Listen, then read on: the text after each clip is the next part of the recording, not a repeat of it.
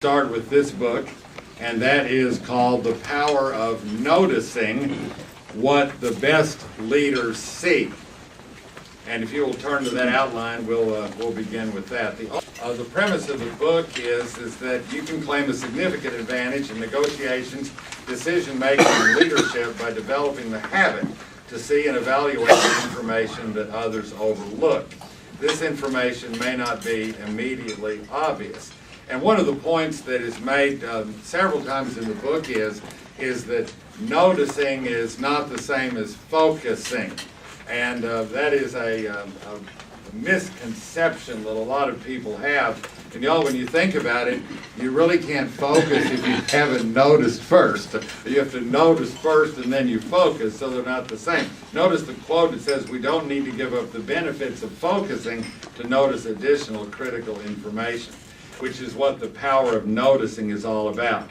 He says a slew of recent crises occurred not because people misused information, but because everyone, and most critically the leaders charged with solving or preventing problems, misused often readily available information. They simply missed it. They didn't notice it. They didn't see it.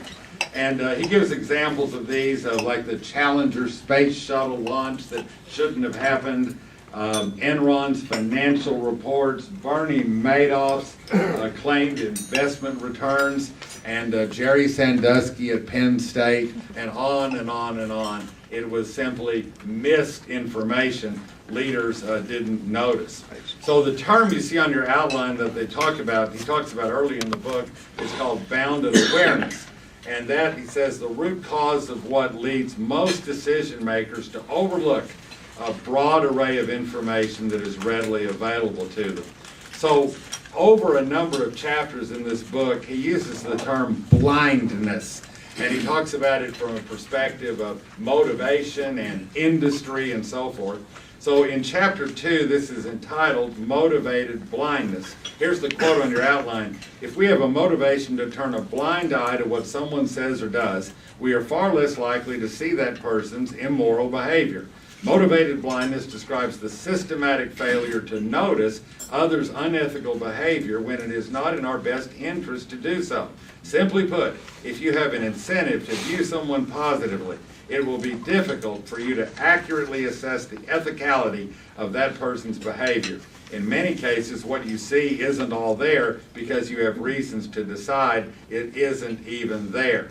And then I want to finish with the last section. It calls Nothing is Easier for Outsiders. And I don't know how many of y'all have had this experience either in a company or perhaps it's happened to you.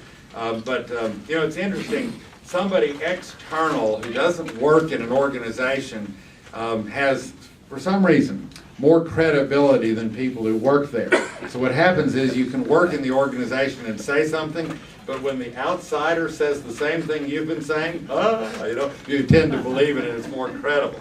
And he says it's very interesting because that doesn't mean it's any easier. And he talks about what happens to an entire industry can be full of smart executives who've accepted the constraints about how things are done. But outsiders are more likely to notice when a dysfunctional constraint has been placed on the system. We're more likely, in other words, to be free of the blinders that define what insiders consider possible. Y'all, I guess when I finished this book, my mind was on awareness. I tried to be much more aware of what I was noticing, and I think that's the message from this book. Hope y'all enjoyed the synopsis of The Power of Noticing What the Best Leaders See.